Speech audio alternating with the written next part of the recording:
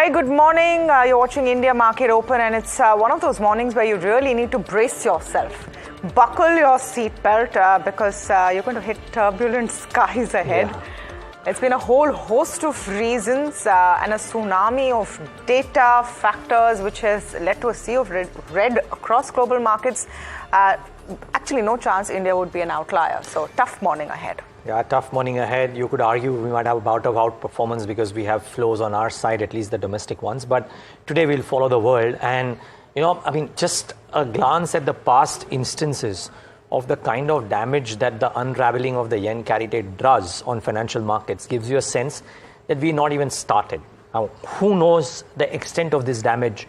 What if BOJ comes in and does some conversations? A lot of people are on the ground saying that may happen too. And if that happens, then sure. But until then, this looks a very precarious situation if you were long, and God forbid if you were leveraged long. Yeah. All right. So let's, in simple terms, tell you what's been happening all across the world and why you're seeing markets from the US to Europe to Asian markets deep in red today.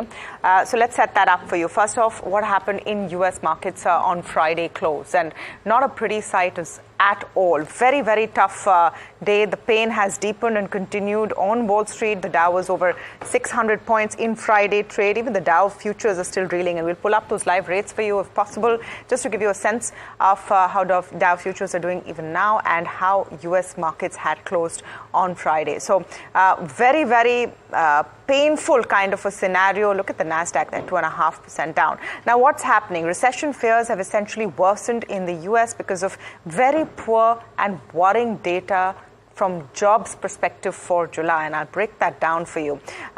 Overall, why you're seeing global markets in pain, I would say 3 or 4 key reasons. Some of them Niraj alluded to. Number one, poor US economic data compounded by weak jobs data. Second is the fear that the Fed may have kept interest rates high for too long. Yes, there's talk of a cut in September, but remember, it was all about that soft landing, managing to cut interest rates or keep them high enough, control inflation, but not hurt the economy. Has the Fed failed in doing that, and has the economy been hurt because of high interest rates? That's really the fear in very simple terms. Corporate results, especially for mega caps, are below expectations in a lot of cases. Look at an Intel, look at an Amazon. All of those stocks have really, really seen pain in trade at the end of last week.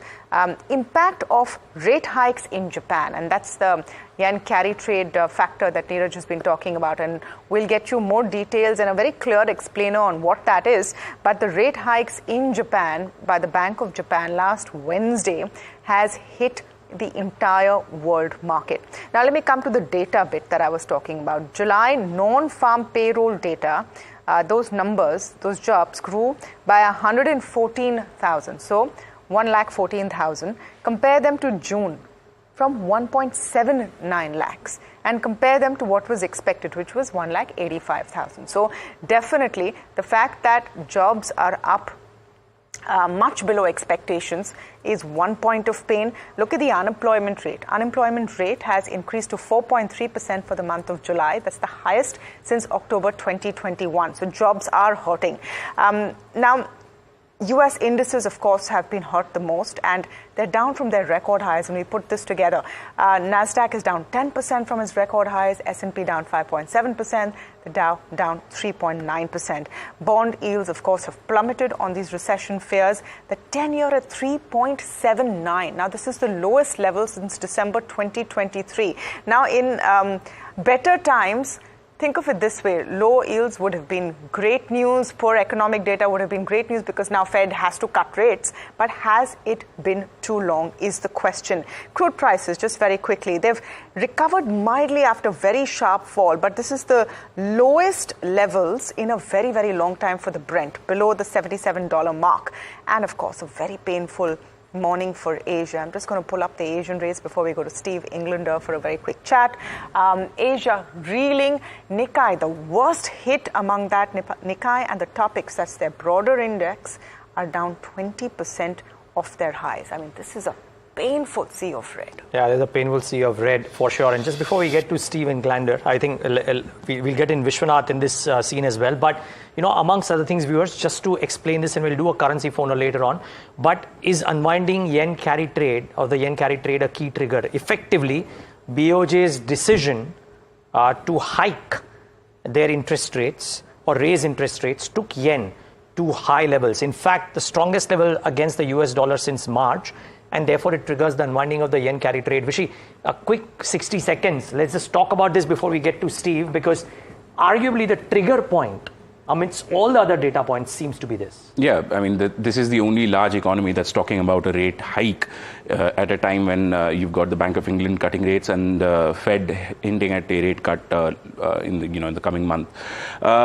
Interestingly, what has happened with Japan is ending of a very long period of easing and very easy sort of monetary policy, and now finally, Bank of Japan governors talking about of tightening that entire monetary policy, raising interest rates and also ending that quantitative easing and enter quantitative tightening. We saw this when the US did this as well. The impact, I'm just talking about the impact on India. There was a direct impact on Indian stock markets, on Indian companies borrowing foreign money. And you're likely to see some of that flow in as soon as the yen comes in, because there's no chance that after such a long period of easy monetary policy, easy money flowing through Japan, as the Bank of Japan pulls back, that there is no impact on the rest of the world. Yeah. You can pretty much see that even in the Indian markets, as Tamanna was talking about the Asian markets. Sorry, please finish your point. No, my point is, Niraj, I think we should simplify. We've said yen carry trade several times since the start of this morning. Which is what I want to do right now. Yeah, we need to come down to exactly what is yen carry trade. Yeah, so viewers, just before we get to Steve, effectively, Japan, lower interest rates, stable currency for so many years, becomes a choice of borrowing for global investors. Borrow in Japanese yen, convert it into a currency of your choice where you want to invest, and then make the differential of the higher interest rates. Now, when Bank of Japan raises those rates and the currency rises as well, some portion of that comes into question mark. Not the entire portion, but because the quantum of borrowing from Japan is so high that the little portion that comes into play as well can cause a lot of ruffles, and you are starting to see the signs of that happening out. And that effectively causes ripples in asset classes across the world, including equity markets, which is why we're seeing this happening in Japan and happening in the rest of the world markets as well. That is correct. That is correct, Niraj. So what we are seeing is the sort of end or unwinding of that carry trade, that yen carry trade that has been in play for so long. And now finally, when Japan's pulling back on that free liquidity, investors are forced to unwind their trades, and then that pulls out money from a lot of asset classes, as you were talking about. Yeah, so essentially you borrow at negligible costs, because that's what Japan's trade was, and then you invest in markets which have higher interest rates. That arbitrage has squeezed in. People have had to unwind their positions, and that's why you've seen that sell-off in US equities. Is that going to continue is the question. Steve Englander with us. He's the global head of G10 FX research at Standard Chartered Bank. Steve, very good morning to you. Thank you for joining us today as we're trying to just work out what's happening the world over. And let's talk about how persistent this pain point is going to be with what we've seen after the Bank of Japan's decision. I would actually put a little bit less emphasis on the Bank of Japan than you're doing. I think on the bond market, everybody was putting on Trump trades, which were basically higher yield. Then we had the economy slowing. We had geopolitical concerns, all taking down interest rates. And Friday, I think the market became convinced, and that's not our baseline, but the market thought that with the unemployment rate going up to 4.2%, what we're going to see, 4.3% actually, that the US is going into recession. And then they said, well, look, the Fed's going to cut a lot more than we thought if they're going into recession. So, there's a Bank of Japan story, and I think it's correct in the sense that the market was short yen and long some higher yielding currencies, and probably short CNH and long some higher yielding currencies.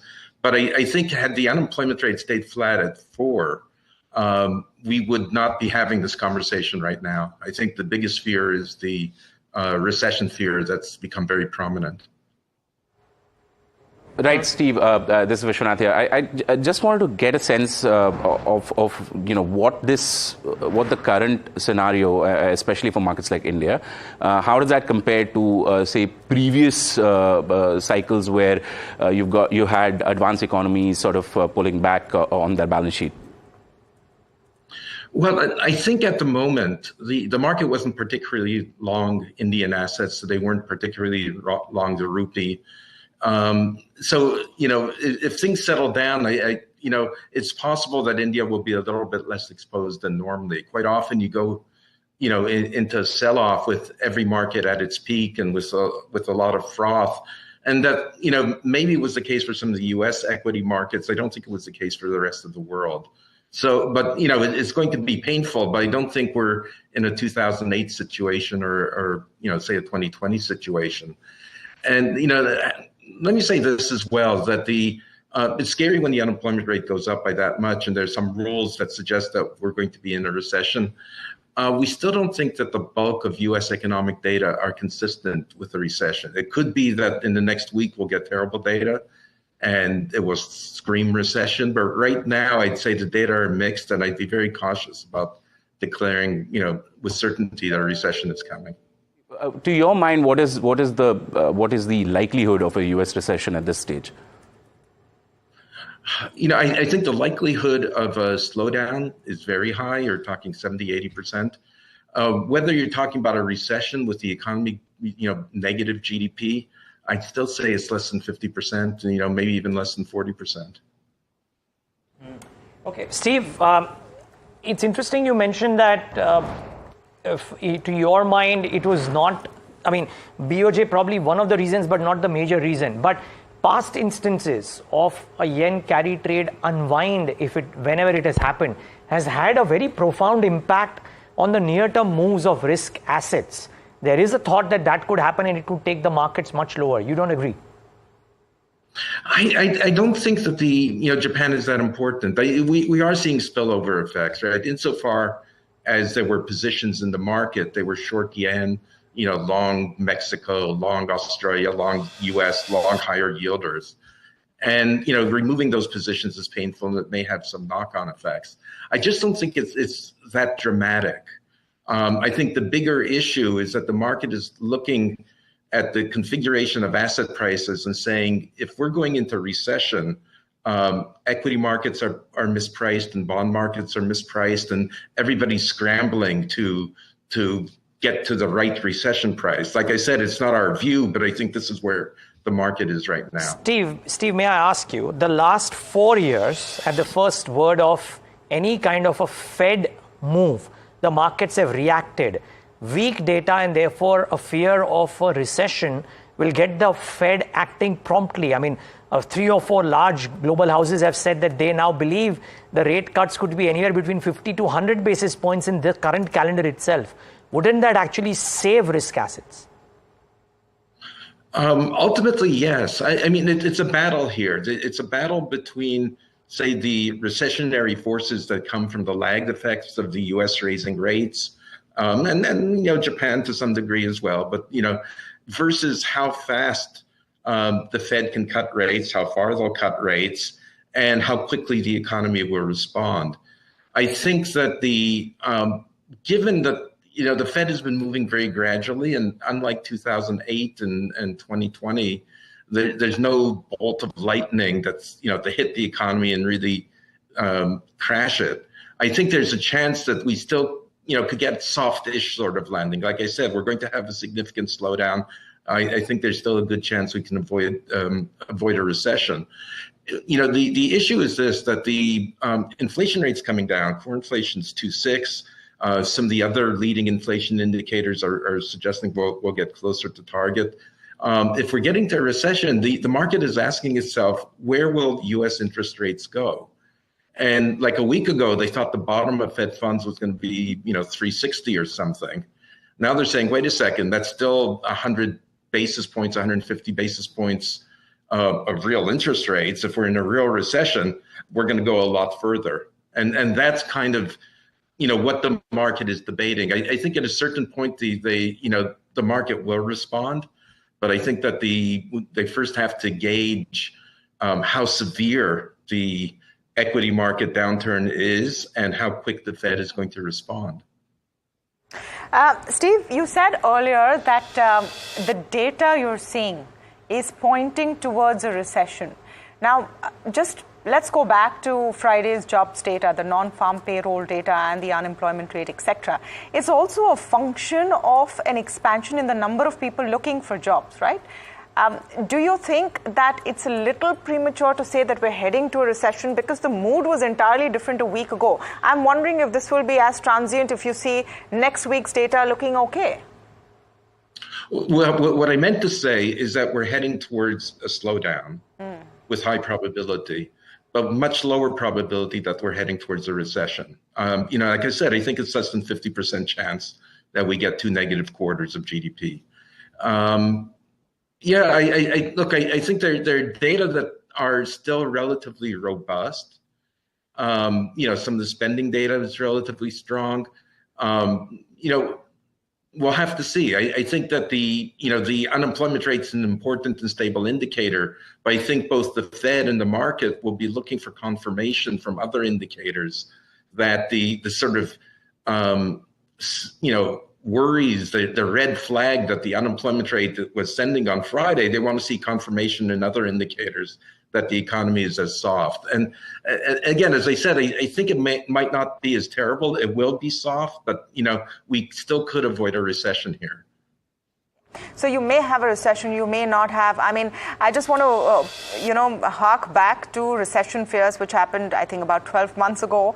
Then it seemed like the U.S. economy had bucked that trend. So it's one of those things, perhaps, again. Thank you so much, Steve Englander, for coming in and putting things into perspective. So the yen, a strong yen, is spooking world markets right now. Will it continue to do so? At least Steve Englander doesn't think so. Let's just take you through what Friday looked like and the fund flows on Friday. Listen, Friday markets for India were rough. It was a rough kind of a closing, rough through the day, and expect another tough day today. I'm just going to pull up the implied open for a second to tell you how we look like we're going to open. All of Asia is down in the red. A lot of pain there. Fund flows on Friday showed FIS selling 3,310 crores, DIS 2,966 in buys, but the implied open, if we can just get that up, please. And where exactly we're heading, it's going to be a tough morning. 350 points nearly down. As of this point, we'll see how that pans out. And think about it. If you're talking about slowdown fears in the US, Niraj, IT stocks are going to be in pain. Metals are going to be in pain. We saw that in Friday as well. Global demand is looking tough. Manufacturing, maybe domestic banks might buck the trend. I'm not sure.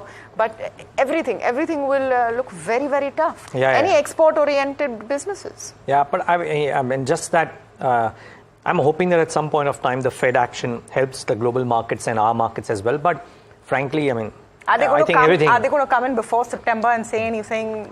Unlikely. Yeah, unlikely. And which is why I think the intermediate period of pain, all sectors will come off, frankly. Some may come on less than others. But today, although I must say 1.5% is a lot more well-behaved than a lot of global markets are, which is probably a bit of a respite. But let's see how the day unravels. Yeah. All right. So specific stocks. Let's talk about specific stocks and, just a lot of news over the weekend, actually. So much to cover this morning. Yeah. But so many results which have come in. I'm going to start with SBI. SBI, of course, the big one. And I would say a bit of a mixed bag here. We'll get Bernstein's view in just a few minutes from now. In fact, Vishy is here, so I might just draw him into what he thinks about SBI right away. But all said and done, you had a year-on-year decent number, quarter-on-quarter a bit of a squeeze for SBI. Provisions were up significantly, 114% in fact Q on Q. But lower operating expenses has helped the bank's numbers look better. Remember, all of their wage hike pain is behind them and didn't really reflect in this quarter. The net interest income was a slight miss, and that's not too great. Margins have also contracted but remain in that 3.2 to 3.3% band. Cost to income has declined. The other problems that SBI is facing is essentially across the industry. Your cost of credit is up, your rate of deposit growth is slow. Those pains, I think, Vishy, if you want to come in on this, that everyone in this space is facing. So all things considered, largest bank in India, would you say not half bad? Actually, closer to good, I would say, because just compare the balance sheet size, right? I mean, SBI is so massively larger than the rest of the market. Second that comes on the list, HDFC Bank, it's nearly like 20-30% higher than HDFC Bank. So them doing reasonably okay or even a flattish result would be considered a positive, and sort of a good way to have a farewell for Dinesh Khara, because this was his last quarter of result announcements. He's going to leave at the end of the month. Only someone who tracks banking so closely would link the quarterly numbers to the current boss going. When the last boss left, things were not that good. He left in the middle of COVID, so good thing for Dinesh Khara. A lot of work has happened over the last. He's done a decent job with the bank. Not just him. I would say the two chairmen before him, Arundhati Bhattacharya as well as Rajesh Kumar, both have a huge hand to play in cleaning up the balance sheet after the stress, and then coming back strongly. And now finally you're seeing the largest bank in India not being perturbed by any major industry movements, and is holding first. That's something important, and that needs to be looked at. Okay, so we'll get an SBI more detailed view in a bit, but just Titan's another one. Just 2-3 big ones that I'm going to talk about. Their numbers, actually, all things considered, again, not bad. Remember, it was a weak quarter for Titan. High gold prices for everyone in that space. High gold prices, heat waves, not so many wedding dates, elections, etc. But having said that, their revenues are up 11.5%. EBITDA is up 11%. Margins have slightly been squeezed, I would say flat and just mildly negative. Net profit is down 5%. Revenue has declined because of the factors I mentioned, high gold prices, less wedding days and heat waves. Their jewelry EBITDA margin has improved due to cost optimization. That's good. The India business has grown 8%. CaratLane has consistently been a good acquisition for this company. Their growth was 18% year on year.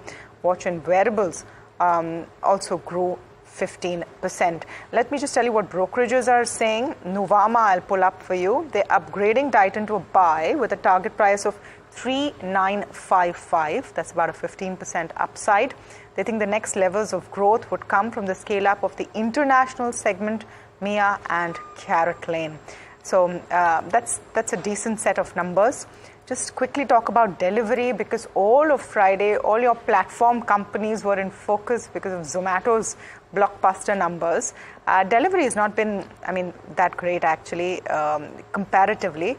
I would say so, mixed kind of a bag. Revenues up 5%. EBITDA is robust though, 112% up. EBITDA margins are at 4.5% and way above the Bloomberg estimates, and net profit at 54 crores. Versus a loss of 68 crores. So these three, and of course many more that you'll have to watch out for today. Yeah, because we've got Bernstein already and Pranav is here, just keep in mind, a lot of these stocks will correct. RKN, Sheela Foam or a nuclear software, just a very wobbly set of numbers, and therefore all of those could correct. But let's get in. Pranav Gundapalle, senior research analyst at Bernstein, into the conversation, as Tamanna was saying, because SBI numbers are out. A lot of other banking results are out too. Pranav, great having you. Thanks for joining in. Your initial thoughts on Bernstein? Vishy was saying that it's not half bad. It's actually closer to good related to what some of the other banks have done. Yeah, I think it was this quarter's numbers per se were decent. I think the ROA staying about 1% was a relief. But I think if you look at the underlying trends, then I think one does become a bit more cautious about the ROA trends ahead. Because if you look at the deposit growth, 8% was probably the lowest amongst the larger banks. The NIM fall of 8 bips, again, higher despite the weaker deposit growth. So some of these trends tell you that 1% ROA would be tough to maintain in the quarters ahead. So yes, a decent quarter, but the trajectory ahead doesn't look too great. Right, Pranav, a quick question from you, Vishwanath. In terms of the deposit growth, now you said 8% odd is lower than before, but considering the current market scenario, considering the way liabilities are sort of reacting across the banking space, 8% doesn't look that bad. I think the one to watch out is a 15% loan growth versus the 8% deposit growth. So this quarter, yes, they could pull it off because they dipped into the investments. They did use some of the excess SLR.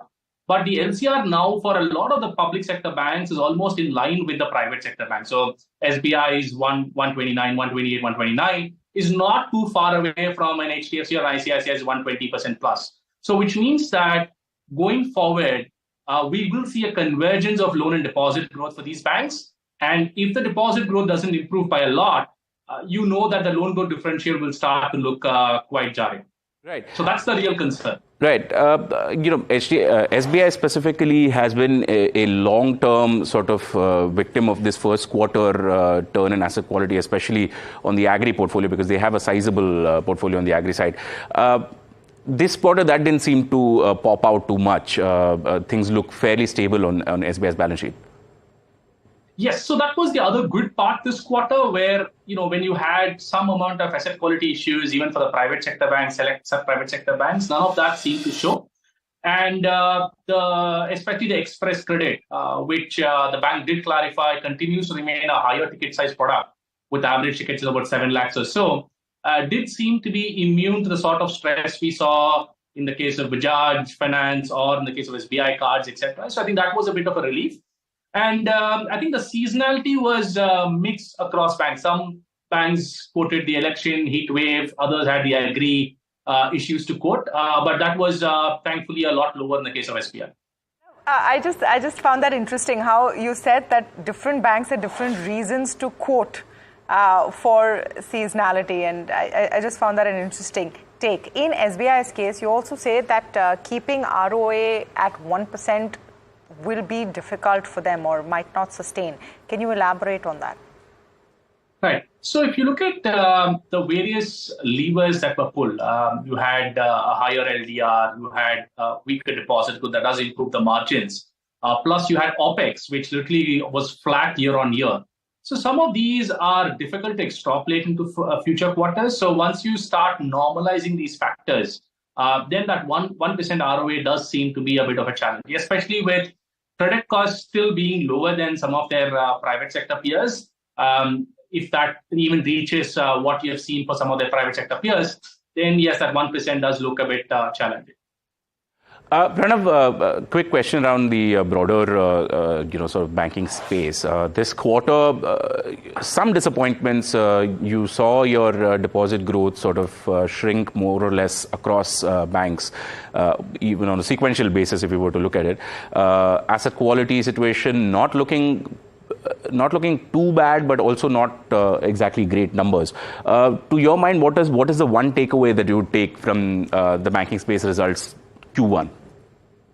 So I would say we're just seeing an accelerated normalization. So that's what I would say. So I'm not seeing any big reasons for concern. And deposits is not a concern for us because if you go back to 2010 to 17, almost about 65% of an annual deposit accretion happened in the last quarter. So we are probably going back to that level of seasonality. So 1Q being bad sequentially shouldn't be a big concern. Year-on-year growth number is still the highest in a decade at 13%. So a bit of a dip here and there should not really matter for us. So, Tamanna, you want to take a question with Pranav? Yeah, just a couple of things, Pranav. One, the call today for SBI, all things considered. I wanted to start with that and then a view on what you've said on SBI cards. But let's start with the SBI, call for the day. SBI, we think it's a hold. We don't see room for re-rating. So yes, that a decent ROE should mean that compounding continues for a while, but no room for re-rating. So we'll just keep a hold on that. On SBI cards, we have a sell. We think the asset quality troubles would last a lot longer. Clearly, there is trouble in the smaller ticket size segments, and we have a sell on SBI cards. So we see a lot of asset quality issues even for a few more quarters. I still remember the line that you mentioned in your report on SBI cards, which says "sell as soon as you can." Just a last word. Most broader credit card lenders don't seem to have been showing the trend that SBI card specifically showing. Anything that's sort of different there? I think it's just the ticket size and the smaller ticket, let's just call it mass market segment, which has seen the biggest activity from fintechs and all the new lenders who jumped in, seems to be the one that is seeing the asset quality stress. Lenders exposed more to those segments are the ones who are seeing trouble. So it does seem to be localized to that segment, but it is broad based within that segment. So it's not one particular lender. Everybody's going to be affected who are in that segment. Pranav, sorry, I'll make this the last question. Excuse me for that. I know we were decided, this is Niraj here, and we were thinking of talking about only SBI, but I want to check with you. The global markets are in a bit of a tizzy. Do you reckon that Indian banks, by virtue of the fact that the private bankers are not quite trading at the valuations that they erstwhile used to, could withstand the kind of pressure that comes in on world markets by and large? Or do you reckon, I'm just trying to understand, are valuations attractive enough for you to advise your clients to go in to buy Indian banks if they were to correct another 5-10%, or that is not necessarily the case? We would advise to go into the banks, provided the horizon is a bit longer. The banks are cheap, but this whole ROA normalization will play out over the next few quarters, which means there aren't going to be any nice upside catalyst driving a re-rating. So it's going to be like, yes, valuations are cheap, so which means downside is going to be limited, but you'll have to wait for the entire re-rating to play out. Okay. Pranav, so good talking to you today. Thanks for taking the time out. Thanks for accommodating the time change request as well. Really appreciate it. Thank you. All right, that's the view from Bernstein on a bunch of results. Vishy, thanks for joining in for this whole conversation as well. And let's take a break on the note. By the way, the implied open should come up on your screen. It's not looking all that pretty. Remember though, the Indian markets may be a bit more well behaved than the rest of the Asian markets, which is a sea of red with anywhere between 2.5%, 3%. It's all relative. This is also going to be a sea of red. Yeah. But just two lines from what, and we'll put that out for you, what Chris Wood is saying in his Greed and Fear, and there's a lot of detail. But look at what he says. 2 lines on what he says on the Indian markets is where he says the Indian stock market is much more resilient in the face of a US downturn because India's stock market has been driven by domestic money, whereas the opposite is in Japan. So all you people who've been keeping up your SIPs, retail investors, this is the time that the Indian markets are going to bank on you. Very quick break. We're coming back with the FNO setup with Agam Vakil. Stay tuned.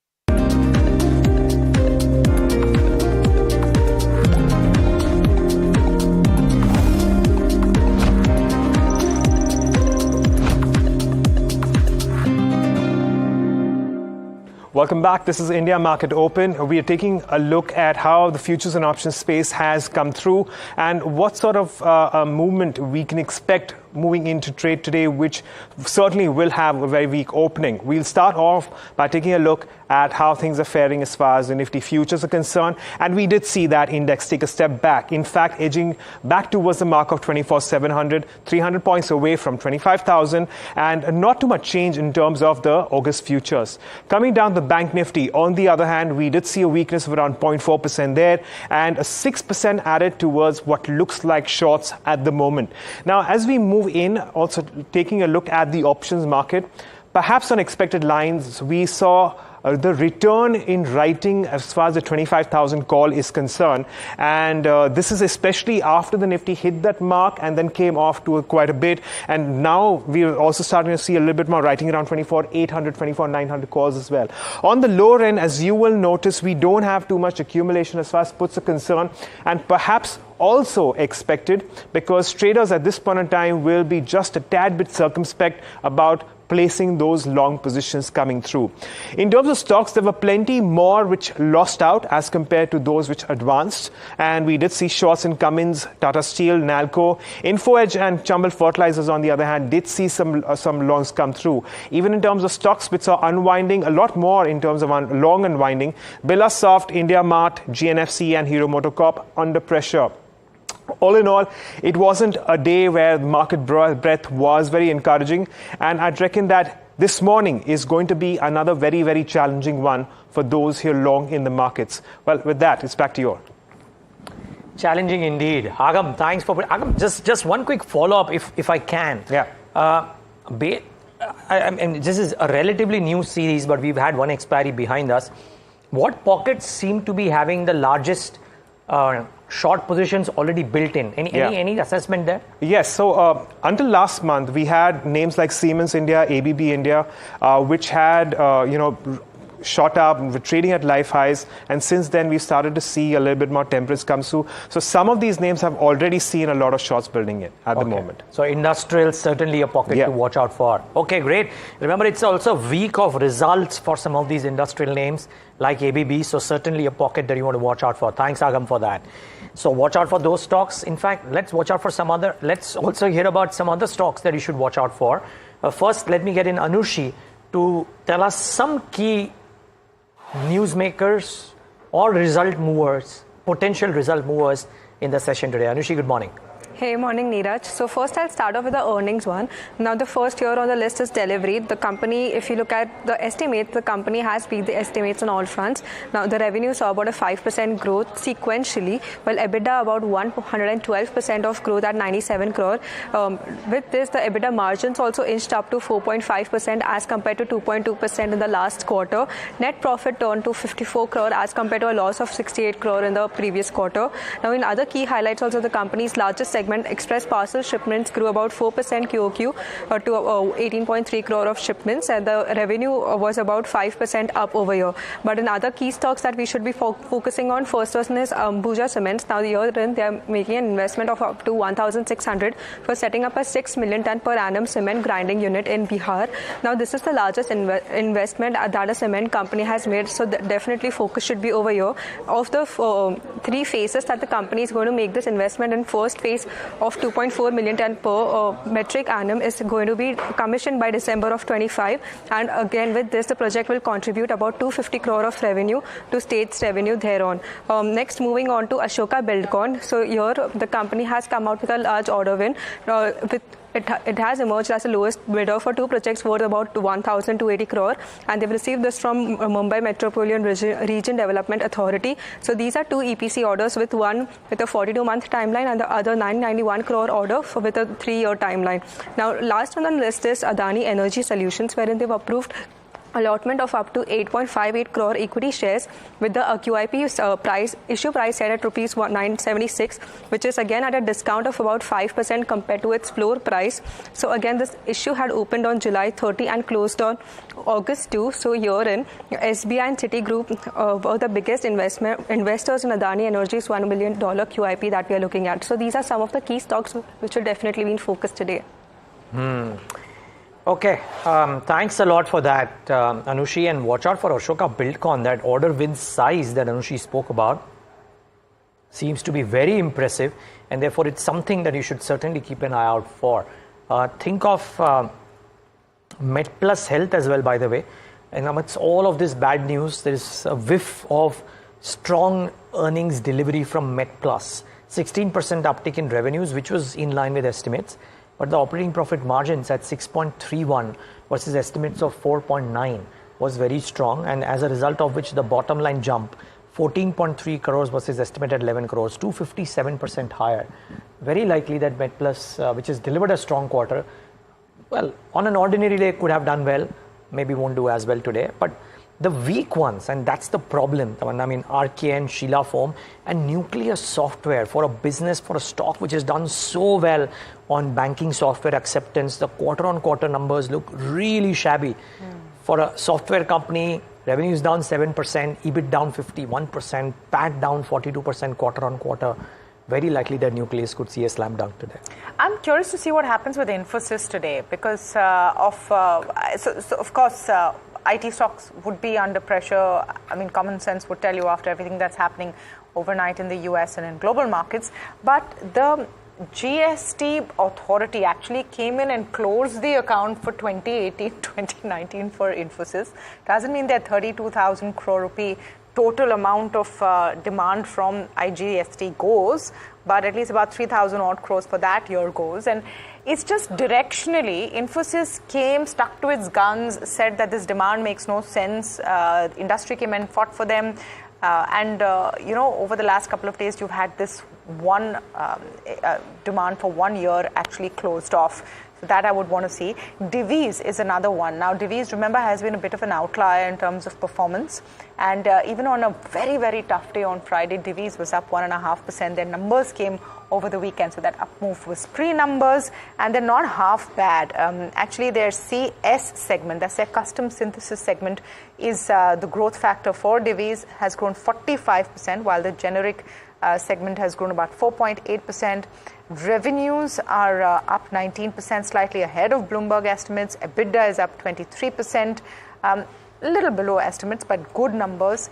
EBITDA margin has also moved upward. Net profit is up 20%. So you might see for a defensive play as well as in a continuation of good numbers, some up move on Divi's. But actually, I think hunting for positive stories in the market at this point. Let's get in Kush Bora, founder at kushbora.com with us this morning. Kush, how are you looking at the indices? I mean, that's the first question, looking at how deep in the red the implied open is. Hi, morning, Tamanna. I think we've been talking about, a downturn or a slowdown for a while now. The indices haven't really, obliged. But I think, you have to be a little cautious at these levels. The Nifty was already indicating that, there was a negative RSI divergence even on the daily charts, which is actually a very strong indicator for a near-term dip. We saw that on Friday, we're getting a continuation today. My only thing is that, we should not be in any kind of a hurry to jump and say that, this market has always, or at least in the last 4 years, has been a buy on dips and, it might continue to be so. Well, might, but then you'd want, the dust to settle before you go out and buy anything. Bank Nifty actually a slightly encouraging sign because, we started to fall a lot earlier and the Friday cut wasn't really as bad as at least the Nifty was because, some of the other sectors were now starting to perhaps turn. So Bank Nifty might turn into a buying opportunity real soon. So, I'm a little optimistic there. That said, doesn't mean that, we can't have another 1,000, 1,500 points of downturn before that happens. But then perhaps, that might show first signs of revival. As far as the levels go, 24,500, 24,700 puts have a very strong base. There's a possibility that, the bulls might try to fight for the 24,500 level. However, for me, the real support actually comes in at 24,400. If that is defended, I'll take this as a win today. As far as Bank Nifty goes, any kind of meaningful support is the last week's low, which is close to 50,400 odd levels. So if that is held, I think, as I said, I'll still take this as a win. I know these are deeper levels than what the anticipation might be, or at least in case of Nifty, what the GIFT Nifty is suggesting. But if these levels are held, I'll still take this as a win for the day. In terms of, I'm dreading to ask you this, Kush, but what are the stocks that you're picking up for the day? And this could really actually be an opportunity if you see enough hammering in certain stocks? So, Tamanna, I think I've been one of the few, maybe early ones to say that, the Nifty stopping out, we might see perhaps a 10% cut, maybe more. But that doesn't mean that, anything goes away in terms of the story, right? Why I'm saying that is because if that dip does come about, I'll perhaps be the first one to go out and say that, come on, let's start buying. And you're right, in a lot of stocks, we need to see some of those cooling off effects for, them to become attractive. Now, just to give a quick update, we've been recommending a buy and a sell practically every day, right? So just as an update on that, RBL Bank was a short on, I think, Thursday, and it hit the first target of 225. 219 is the second target, which is still very much in play. If anyone's got a short position, you must continue to hold on, lower your stop loss to your buying price now. Also, interestingly, Himadri Speciality, we recommended this on Friday with the Nifty doing what it did, ending with a deep cut. This stock still ended about 4% higher and hit the first target of 465. Same view here, continue to hold. 480 is your second target. Perhaps even much higher levels are anticipated. But just for now, continue to hold. As I said here too, move your stop losses to your buying price. Now, as far as today's trades go, two of them, same combination of a long and a short. AU Small Finance Bank has been reeling under some pressure, trading below its key averages. So I think there is a certain testing that could happen of lower level. 620 is a support zone, so there's a possibility that we might go down and test that. So in futures, you could go out and sell AU Small Finance Bank, targets being 630, 622, 648 is where you place your stop loss. Epigral is a stock that has seen fabulous run, and there are very evident signs of accumulation for the last month and a half, and there's been very clear relative strength in this one. I have a feeling that this stock is poised for a lot higher, but for now, 1920 and 2000 are the two targets. 1740 is a stop loss.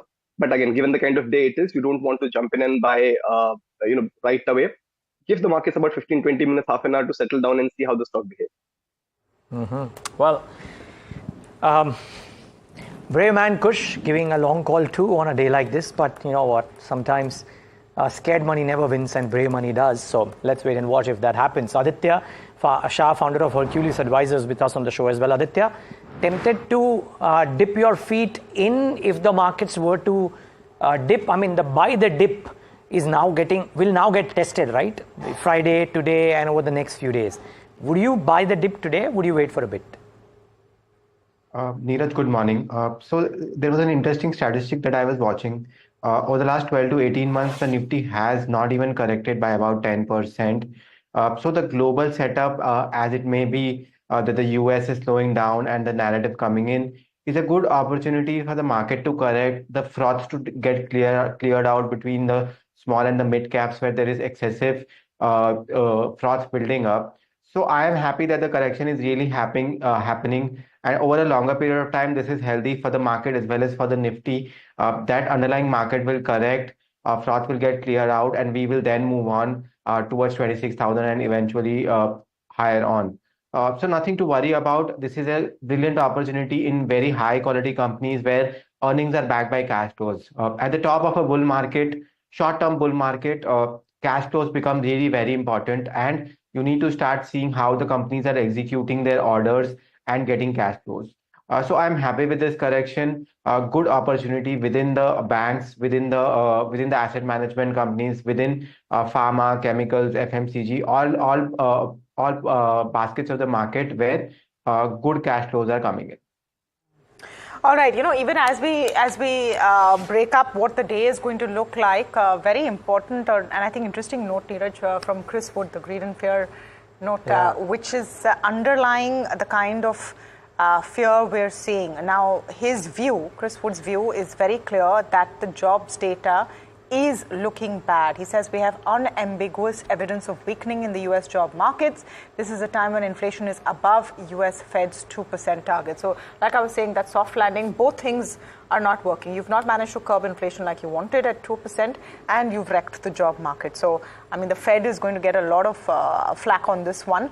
Money markets are discounting 116 basis points of easing by end of this year. So that's already factored in, but is it going to be too little too late when they finally get down to cutting rates in September.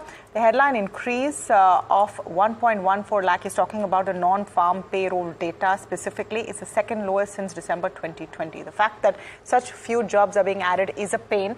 And it's not just that companies are sacking people. If you look at the minutiae of that data, it's about less jobs being advertised. And when companies hire less, that's concerning. Unemployment rate is the highest level since October 2021 versus expectations of 86 basis points before the payroll data. So yeah, the jobs data is bad. He's giving those details.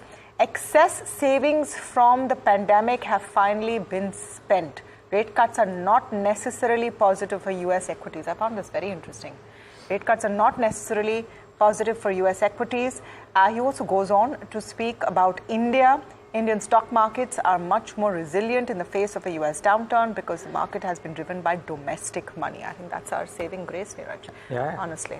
Yeah, and maybe which is the reason why. I mean, we will maybe outperform simply because in the last few days, you've been highlighting the fund flow numbers. Look at the equal and opposite inflows, which helps in some fashion some of these stocks as well. Plus, mutual funds on last count on budget day or the day after the budget, or that weekend, which was last week, right, were sitting on a cumulative cash pile of 1.2 lakh crores. That's a large sum of money waiting to be deployed. Not saying it will happen right now, but that money plus fresh flows, plus EPFO, etc., is a fair cushion of money that we have to maybe come in at lower levels. And if you're looking at purely economic performance, economic indicators, then India's looking pretty good compared to what you're seeing the world over. China's still in a bit of a slump, and that pain not ended. So yeah, that's all the positive side of that story. Whether it plays out for you today or not is the question. Aditya, very good morning. Now, in terms of if this global recession kind of narrative continues through the day and say the next couple of sessions, where do you think are going to be the greatest beats, in the sense which sectors will be hurt the most, which ones will be seen as safe havens? So which sectors will be hurt the most? The sectors which have run up massively and froth has been created there. Straight away, defense sector. Although defense is a multi-year opportunity and indigenization of defense is a very good theme to play on, but stocks have run up massively. Over the last 1 year, 5 to 10x, the stocks have run up. So there could be a correction within the defense sector. The next prime candidate could be the green energy sector. Again, a very good theme over the period of next 5 to 10 years. But in the short term, these companies have run up massively. So there could be a correction there as well. Then again, the last one will be the PSU pack. The PSU pack has been re-rated massively, and there is a need for some correction to take place there because stocks are running up irrespective of the fundamentals. So those are the 3-4 sectors where I think there could be a short-term correction, and you have to look at what price do you want to buy these companies really at. Stocks where you should be looking at, as I've been saying before, the larger private sector banks is a place to be. Then you have to look at the chemical sector. Then you have to look at the pharma sector. As you were talking about, Divi's Labs was really very resilient even on Friday because of their custom synthesis business and the capex that they have announced. So these are the 3 sectors that you should look at selectively within the FMCG pack. Mind you, FMCG pack is also undergoing some slowdown, and as Niraj was also pointing out, the QSR space is not giving a good commentary per se. So these are the 3-4 sectors that you need to look at. Again, I would repeat, look at cash flows. In a bull market, when valuations are out of whack, cash flows, if the company profits are backed by cash flows, the stock prices will start to do well. If they're not backed by cash flows, you could see a fall in the stock price per se. What are 2-3 companies that you have identified, Aditya, which tick all of these boxes, especially on the cash flow parameter that you've mentioned? So within the chemical space, somebody like a Deepak Nitrite looks really very good. The stock has run up massively from about 2,300 to about 3,000, and the recovery within the chemical space is starting to come back. So that looks really very good within the chemical space. Within the banking space, I really like ICICI Bank and HDFC Bank both having very different outlook. ICICI Bank doing extremely well with the change in management, and HDFC Bank dealing with the merger gyration. However, the valuations look extremely good there. Somebody like a CDSL, which is playing on the demat account story of India, that looks really very good. Somebody, as you said, somebody like a DV's Labs looks really very interesting, where DV's has announced a capex and their custom synthesis business starts to look really good. Within the diagnostic space, somebody like a Krishna Diagnostics looks really very interesting, where they are in the B2C format and working with the state governments per se. So these companies, their cash flows are really very strong. And even though there will be a short-term correction, people will be compelled to buy these companies as the profitability increases by a moderate 15 to 20%, but the business continues to be extremely strong. Okay. Kush, you gave the index trades. I'm just asking for some specific names here. Let's say a Titan, which has been under pressure. We spoke about the numbers thereof too, looking slightly, having one or two chinks in the armor, plus there is new competition coming in. If Titan were to open lower today, do the charts open up for more downsides because it's an expensive stock? They do, Niraj. 3,400 is a level that Titans try to hold on to for for the last 5-7 sessions now. Somehow has been able to, but if 3,400 is indeed broken, then I think you're looking at a 3,330 as the next target, or perhaps further down 30 to 50 is where any kind of meaningful support comes in. So the stock's very clearly under pressure. Any kind of recovery has has failed around the 200-day moving average mark, which comes in about 3,500. So yes, if we do get a break below 3,400, then I think for a positional target of 30 to 50, Titan does look a little weak and could skip to those levels. Okay. Okay, gentlemen, stay on. Lots more to talk about. We'll be back after a very quick break. In fact, very close to the market open. The currency markets will open as well. And could there be gyrations there? And what could the impact on the rupee be, if at all? We'll try and get in a quick currency phone or two immediately post 9 a.m. So stay tuned. Lots more opinion, both local and global, coming up. Stay tuned.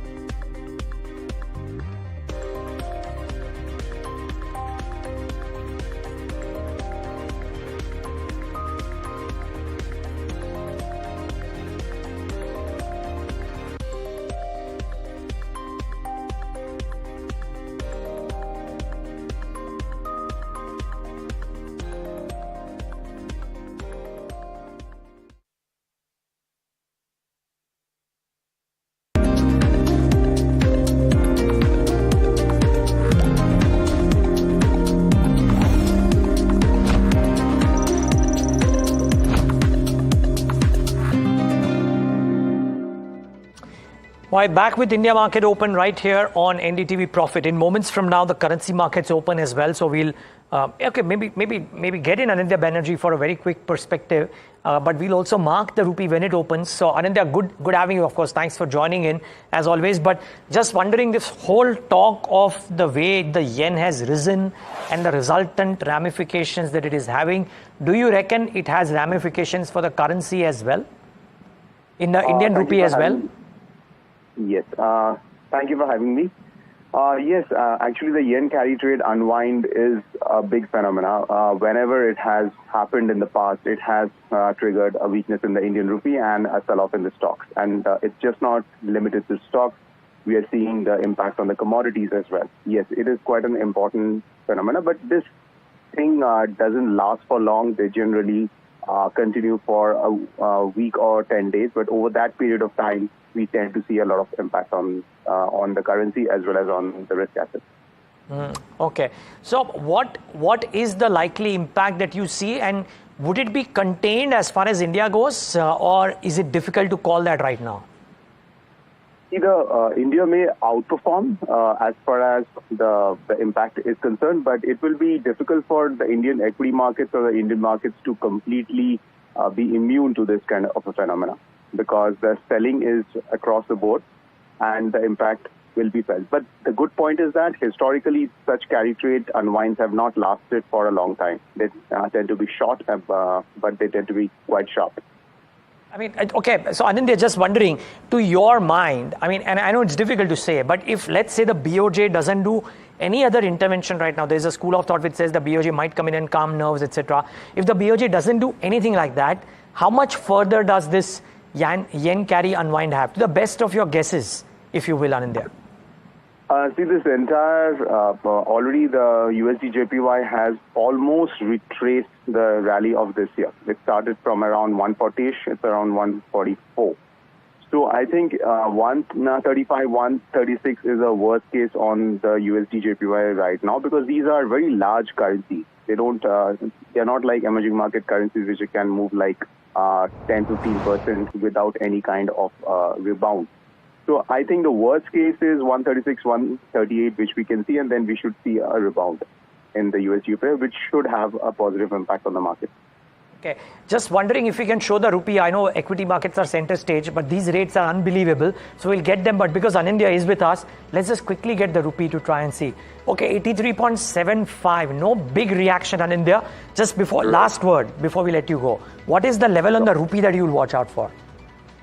So I think in a worst case, 83.90, 83.95, because RBI remains very vigilant over here.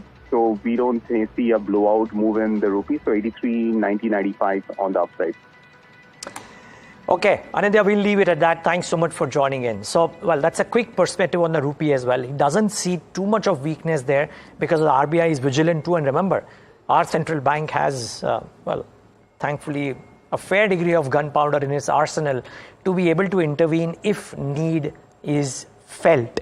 So bear that in mind. Okay, unbelievable rates on the Nifty, by the way. Let's get the index now. We've talked about the rupee. The rupee is out. Let's get the currency, or rather the equity markets in.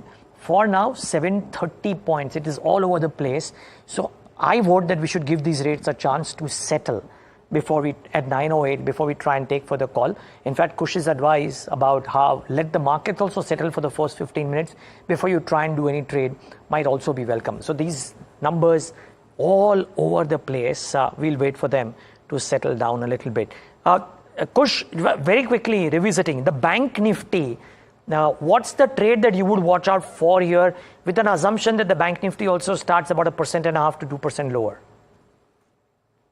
So, Niraj, if 50,400, 50,600 zones are kind of held for the day, the bank Nifty might in fact even try to rebound. So, right now I wouldn't do much. As I said, I'll wait and watch. But, for the day, if we see any kind of support around that 50,400, 50,600 mark, about 800 points lower, 800 to 1,000 points lower from here, then there is a possibility that, the bank Nifty might see an intraday rebound.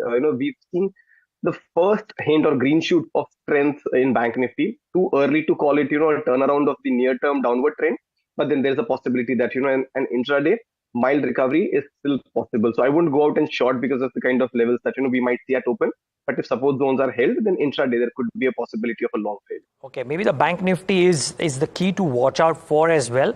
Because as I said, we'll wait for the Nifty rates to settle down. I mean, it seems a bit difficult to believe that we'll nudge or kiss 24,000 on open today. Let's get the Nifty up on the screen. 24,149, if I'm not wrong, currently 24,150. Like I said, all over the place, moving very, very swiftly. As we speak, Britannia seems to be showing a bit of a green. Titan seems to be showing a bit of a green, maybe because on expectations that the quarters ahead might be okay. And stocks like RKM Chemicals, amongst others, are showing a fair degree of red on the kind of numbers that came out. Aditya, you were constructive on some chemical names. I heard you speak about Deepak Nitrite, but what about the numbers which have not come out too well? RKN is a case in point, wherein the margin miss, PAT number much lower than estimate.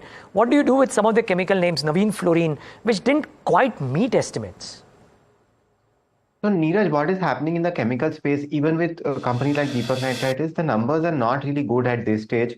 However, the market is pricing in that by the end of this year and second half of FY25, the numbers will start to look really very good, and that's what the market is right now playing with. So you have to go company by company and then see. Let's take the example of Navin Fluorine, SRF, Gujarat Fluorochem, and the entire fluorochemical space. None of them have reported really great numbers at this stage. The only silver lining is that the refrigerant gas demand in the US is expected to recover in the second half of this year. Now with the US slowdown coming up, this may get pushed up. But the real theme is that the chemical story will only get revived in FY26. The stock price may run up now, but the recovery numbers wise will only happen in FY26. So again, these stocks are not really cheap. However, these companies will really do well in FY26, 27 and 28. So you have to go company by company, as this is a heterogeneous space, and look at what chemicals these companies are really producing and then go on from there. Specifically to Archean Chemicals, the results were not really good. However, the stock looks really very interesting considering their presence in the bromine space, which is ultimately going to go into the EV batteries per se. Okay, by the way, Britannia seems to be holding out, I must say. Even MedPlus marginally in the green. So a couple of those names to be watched out for. Aditya, I'm more interested in the winners of last week, right? And let's say a Zomato with the kind of move that it had. Now, would you take profits or would you stay long looking at the results? Niraj, it really depends on what kind of an investor you are. Let's assume I'm a long-term investor, Aditya. Yeah. So if you're a long-term investor, I don't see why you should be booking out of Zomato. In my opinion, the story has just started. Blinkit has surprised all of us, and Blinkit per se is not looking to take market share away from the value retailers like DMart and Reliance Jio. What they're trying to do is they're trying to do a niche within their own space. So in my opinion, the journey has just started. Having said that, in the near term, the gains are all done now. There could be a time correction on companies like Zomato for the next 6 months to 12 months, after which we could see an up move. So short term, the move is done. Longer term, you must stay invested in this stock because the journey has just started. And the next flip could be from the Swiggy listing, where that could also push the multiples up. Okay, so well, that's the long and short of what's happening with some of the stocks, at least Zomato, which did well. Aditya, very quickly, a quick 1 minute view on Britannia. It's holding out reasonably okay. Positive on companies like Britannia.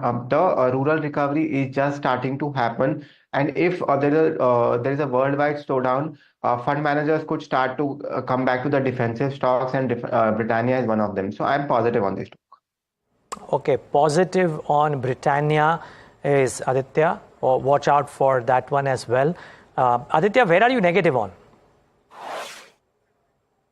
As I said, defense. PSUs, renewable energies per se, where so basically where a lot of rally has happened irrationally, and the market is starting to price in FY20, FY34, 35, 36 earnings.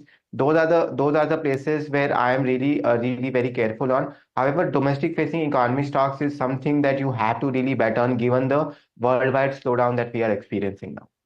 Got it. Okay. Well, but it's just the perfect time. Aditya, thanks for those views. It's just the perfect time to get in somebody who's looked at these cycles so closely for so many years. Adrian Movat, a market veteran, has looked at the yen carry trade unwinding, the US recessionary period and Fed action very closely for a number of years.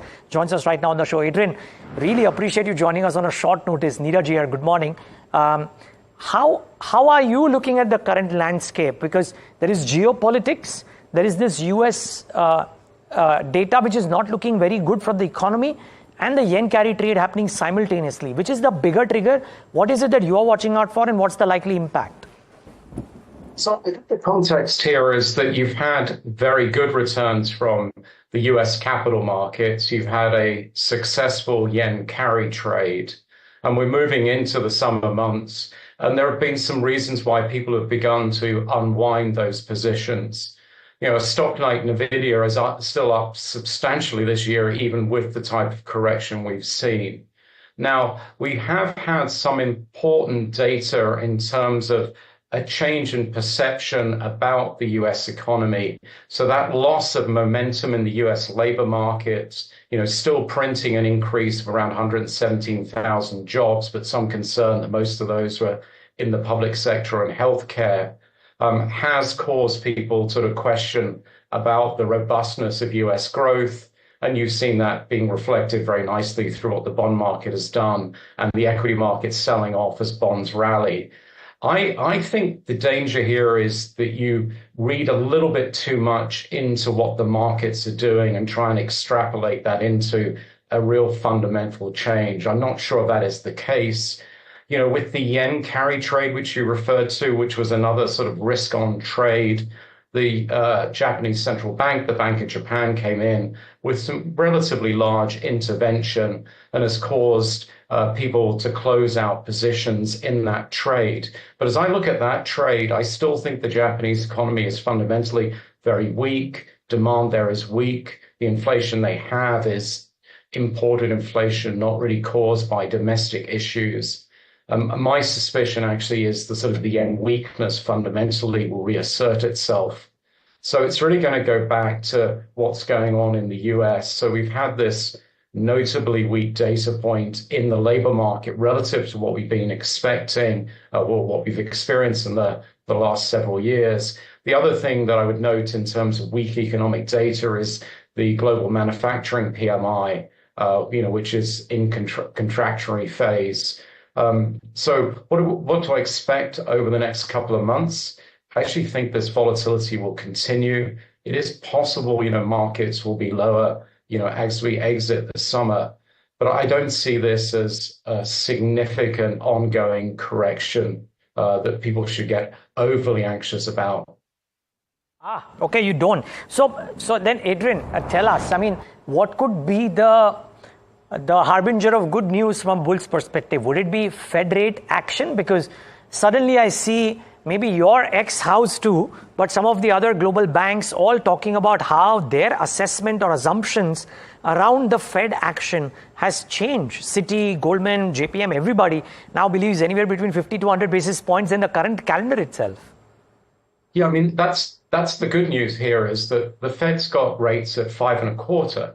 So there's plenty of room for the Fed to cut rates if economic data is weakening. And Mike Feroli reacted to the labor market data, the PMI data, and he's now calling for a 50 basis cut at the September meeting and perhaps another 50 basis point move. Now, when you sort of think about 50, that seems like a lot. We've been, tightening in 25 basis point incremental moves. But to move back down to a neutral level, which perhaps is what the economic data is now signaling, then you would like to see a decisive Fed. And I think a 50-point cut seems very rational considering the new data points that we have. But that usually is pretty good news for equities. And I think it might, as you look at this weakening economic data and then you reflect on what's really been happening in the US equity market, if you look at the equity indices that's equally weighted, it's barely done anything. We've had a very narrow market. I think there is an argument that the market does actually broaden, and the more cyclical stocks, which have been performing poorly because people have been worried about the Fed's tight policy leading to slower economic growth, they can now look ahead as the Fed begins to ease. And okay, the economic data is likely to deteriorate, but remember, equities look 12 months ahead. So if the Fed is easing, it might actually cause a broadening of the market into more cyclical stocks. also arrest the ongoing correction, Adrian? Could the Fed play the role or could it be something else? And very quickly, Adrian, just 2 minutes left to market open. A quick view alongside that on Indian markets. But a lot to do in such a short period of time. Sorry. I think the Fed can obviously help markets by decisive action. Now we're talking about September, so we have to wait a bit for that. Look, I think India, remains somewhat as an isolated story. It's clearly done incredibly well within emerging markets. The Indian fundamentals continue to be strong. It's suffered in terms of international flows because people have not liked emerging markets. And they haven't liked emerging markets because of issues around China, but they haven't liked it because the dollar's been strong, Fed rates have been high. If the Fed starts cutting rates, that tends to be good for EM, which means broad flows into passive EM products and active EM products. And India will probably benefit from a pickup in FII inflows if the Fed moves into a significant easing cycle, which, if it does move by 50 in September, would be a pretty strong signal, wouldn't you think? Yes, indeed, Adrian, would be a pretty strong signal. But thank you for laying it out. I know the time was short, but I appreciate you playing ball. And thank you so much for joining in today and giving us your thoughts this morning. Very important to have them. All right, that's the view from Adrian Mowat. Like we said, a guy who's seen a number of these cycles, and he believes that people shouldn't be too unfazed with this ongoing correction. A lot of factors, including the Fed rate cut likely to come, may change it. Remember, I think he made an important point. The Fed is no longer at 2%. The Fed is 5.25%, and therefore the ammo that the Fed has to cut rates is fairly large, and that might just help risk assets. Chris Wood says it may not be necessarily good for US equities. Adrian Mowat says it may well be. In general, it may just prove to be a sentiment changing event as and when it happens. Only in September at the earliest. Keep that in mind. Okay, our markets haven't corrected as badly as maybe the first initial rates of the pre-open session were suggesting. About 1.5%, which is digestible. Maybe slightly more than the implied open was suggesting. But let's see what we do immediately post-open. Maybe the broader carnage will be in the broader market stocks, but about 1.5%. So okay, 400 points. Banks, actually, well, not resilient really, but relatively resilient, if you will. I think all of the things that we see today, we probably see them in relatively to what the Nifty and the Sensex do. I guess the mid-cap and the small-cap indices would be showing a tick of red too. 2% for the mid-caps, small-caps too should be in the red. Bring up the heat map just to see if there is anything in the green, if at all. Nothing. Maybe an Apollo Hospitals, maybe a Britannia, which was marginally in the green in the pre-open session in the first ticks. Sun Pharma, Kotak Bank, Nestle, but clearly the defensive bent, pharmaceuticals and FMCG right at the top of the pile, maybe a bit of insurance. But look at the correcting moves that are happening. Metals and auto are being taken to the cleaners. Titan, one would suspect, is also a factor of the point that the markets are looking wobbly, and Titan results were ho-hum. Oil has corrected, so ONGC is down, LTI Mindtree is down. Financials are also taking it on the chin. Adani Port is amongst the top 10 losers too, and just shows that almost everything is being taken down in trade today. Tamanna, no luck really. Argue that some of the pharma names are doing okay, but like you said, that's only relative. Yeah, and it's completely defensive play because consumption, pharma is all that's working. Relatively a divvy is about 1% down is looking better than other things all considered. Let's pull up the breadth of the market just for a second before we go back to broader indices, just to give you a sense of how tough things are right now. 2.5% down on the mid-cap 150. And the small cap index also really hurting. So it's a broader market cut. The last I checked on the NSE 500, you had barely 3 stocks in the green. And you were going to see that kind of a pain continue. In terms of indices, and let's pull up sectoral indices if we can. I think IT is hurting, PSE is hurting. We talked about how those sectors which have run up the most are going to see the biggest hit. There is nothing on the other side today. 4% down for a cut on realty, PSU banks getting hammered, metals getting hammered, auto, media, PSE, IT, all of it looking pretty bad. Let's pull up the top losers and gainers if there are any on the NSE 500 and look at what's happening there.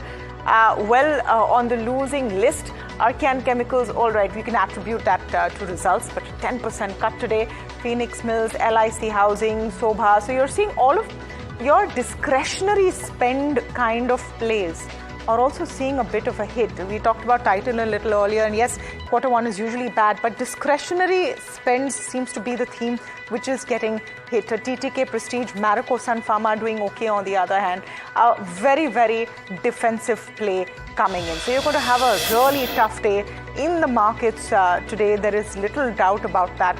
Not too much of sucker over there. Let's just look at the internals of some of those sectors, and let's pull up realty, banks, and just look at in those indices which are the sort of stocks which are hurting the most. Phoenix Mills is the big hit this morning, 9% down. Sobha, Prestige, all of that list. I want to look at the bank index as well, and then we'll look at what's happening with PSU banks, whether there's any kind of sucker there, and not really. SBI, after numbers which are frankly not that bad for this quarter, down about 3%. PNB is being hit quite badly as well. So all in all, Niraj, I would say it's a painful market. I mean, now you could try and look at the glass half full. I don't even know if it's half full or 1/3 full right now.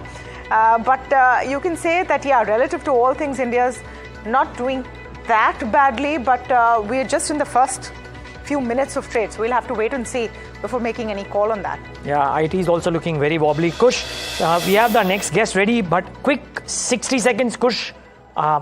Anything on the charts that stands out? Quick 60 seconds.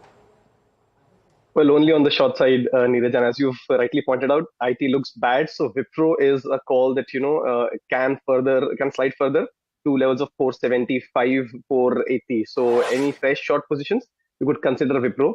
RBL and AU Bank, which were already mentioned as short positions, they continue.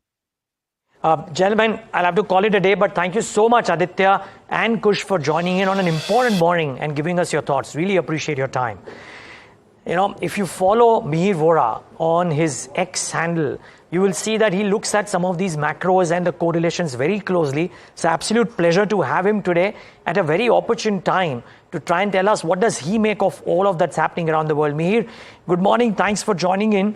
And you mentioned in one of your latest posts about how, where you say that how we got here, and you attribute one of the reasons of this current global mood to the yen carry trade unwinding as well. What would you assess is the resultant impact here on? Because we've seen some bit of a fall in markets already. Sure. Hi, good morning, Niraj. So first of all, let's not correlate India directly with the yen trade. That was a general post. I guess it applies more to global markets where there are large hedge funds and large leverage positions using the Japanese yen carry trade as the leverage, so to say. So India, of course, is collateral damage. Hopefully, not too long, because first, I don't think we've got those kind of hot money flows from FIIs recently. As you know, the numbers have not been very good, so I don't think we have too much of hot money in India. And second is that cyclically also we are not that linked to the global economy because we are not export dependent like Japan, Korea, Taiwan, etc. So to that extent, the impact on India should be much lesser to start with. But having said that, the yen carry trade is a significant issue globally, and we have seen that post COVID,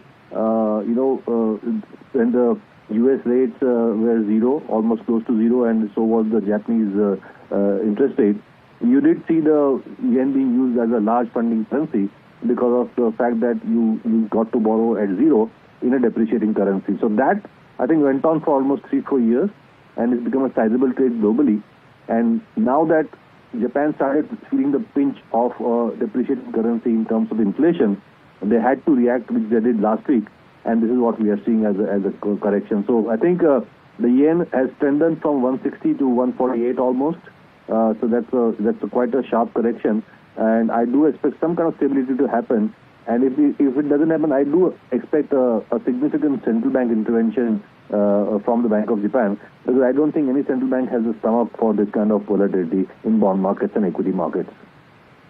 Yeah, Mihir, good morning. That's a very good point. We've been talking about how Fed will come in and react since this morning, but Bank of Japan may have to, in Indian policy terms, rollback is a favorite sort of method. Not rollback, but they might have to soften the blow a bit. But, let's focus on what's happening in India. And I think your comment is very interesting that the impact of the yen carry trade factor, or the fact that Japanese interest rates have inched up, so that's impacting the world, and how much it affects India is not as much as expected. We are seeing a sea of pain today. Do you think this sustains, or then domestic money which is waiting on the sideline comes in? First of all, let's stop calling a 1.5% correction a big pain. It's par for the course for nearly 2%. All right, and this pinch this morning. Yeah. No, I think it's of course expected, given the fact that the world markets like Japan, Korea are down 5-6%. India could not go unscathed. But as we discussed, I don't think it's such a big issue. And so far, at least in the last 5 years, Indian institution as well as retail investors have been conditioned to some kind of a buy on dip kind of a mindset, which has worked so far. So at least in the initial part of the correction, I do expect the buy on dips strategy to continue as far as the retail investors are concerned. Okay, so buy on dip in the initial part of the correction. What is this initial part of the correction? You see this correction lasting a day, weeks, has just begun. Even you rightly pointed out that 2% is not even pain if you look at in what's happening in relative terms. But in the broader markets, the pain is truly deeper. See, that will be a function of how the global markets ultimately pan out. My guess is a lot of the pain is already done. Japan is down like 15% in 3 days. And so are markets like Korea, Taiwan, which were quite linked to tech, I would say. And we also must remember that we are already in a Fed easing cycle probability. So people are expecting, the markets are expecting the Fed to start cutting in September itself because of the US slowdown. So to that extent, the liquidity support by central banks to the markets will continue, I think. So I think whatever volatility we see should hopefully be very sharp and short, which we are in the middle of as of now. Just wondering, I know you mentioned that the BOJ might come and intervene. The Fed intervention or the rate change action, if it happens, will only happen, let's say, in September. So in the ensuing period, if the BOJ doesn't do anything, and if this yen carry trade unwinding keeps on impacting global markets, do you think we can go down further, or at some point of time, mutual funds like yours are sitting, I'm not saying you are, but collectively mutual fund houses are sitting on nearly 1 lakh crores of cash. Does that start coming in at circa 24,000, you reckon? Yeah, there is certainly cash in the system, but I think it's more important to get the market call right, because I don't think any amount of cash helps when things turn sour, and vice versa. You don't really go against the fundamentals beyond a point. So cash can help to some extent for a few days, but it can't change the direction. So I would not bet on institutional money trying to save the market. That does not happen. Ultimately, it is fundamentals that need to save the market. And the Indian fundamentals compared to the rest of the world continue to look quite attractive. Right. So my guess is that ultimately local and global money will float the Indian economy and the Indian market. Which is the point I was trying. I was not saying that you will a domestic institution or institutional money will come in and save the market, but do you reckon at valuations or levels of circa 24,000 or 23,500 or 23,000, whatever, is the sweet spot? Certainly, I would say that will be the first support for the markets. A 5-7% correction would be a good entry point, at least in the first phase. Okay, Mihir, you talked about a buy on dip strategy that Indian investors have sort of gotten used to. How should those watching this program right now and trying to understand what this global narrative means for Indian markets look at it? If there is going to be persistent pain in the US, what sectors does it hit the most? What are the sectors or spaces that you should look at which are resilient to these global headwinds? Sure. So first of all, the first thing to do is not to do too many trades, because we also must understand that we are seeing the impact of the unwinding of the global central bank balance sheets after a long time. We had extra stimulus on fiscal and monetary side for almost 5 years. So unwinding of that also will not happen overnight. It happens over a period of time. So a lot of the sections of the market is used to easy money, which will be incrementally less easy, so to say. So I don't think we should be, trading too much, but rather taking a strategic call over the long term as to what our asset allocation strategy should be. And within that, I would stick to Indian domestics, which is basically sectors which are not that exposed to the global economy, because I think the global economic downturn will definitely be sharper than what we see in India. So India will still continue to grow at 6 to 8% hopefully, and to that extent, when the rest of the world is growing at say 2%, India does become an attractive market. So I would stick to domestic sectors like financials, like discretionary, like consumer, and of course the physical asset creation play like infra, construction, cap goods, etc. Over the longer term. Liking financials right now, Mihir? I mean, it's a bit of a fear. I won't say pain point again, but it's a bit of, I think, trepidation this morning, wait and watch. But you talked about financials. Are any of those public sector plays, private plays looking interesting or will begin to look interesting? Actually, the whole financial space is looking attractive. It's just that we've had borrowing costs staying so high for so long, that's kind of dragging down credit growth. But as we just discussed, we probably are near the end of the tightening cycle and beginning of the loosening cycle globally. So liquidity conditions should improve, and balance sheets have never been healthier for financials, both banks as well as non-banks. So tactically, I think we are more bullish on non-lenders as of now. But in the next few months, even lenders will start becoming quite attractive. Okay, Mihir, appreciate you taking the time out and joining us and clarifying those points as well. Key points, thank you so much for that. Our viewers, Mihir Vora says that the yen carry trade, a global phenomenon, that impact being felt on our markets. And by the way, it is being felt because the Nifty is now at the lowest point of the day, 500 points gone, nearly 2% down for our markets, 24,200, a far cry from 25,000 all-time highs last week. Yes. Time for a short break then. We need a break really. On the other side, talk some corporates. Arun Mishra, CEO of Hind Zinc, Johnson. Stay tuned.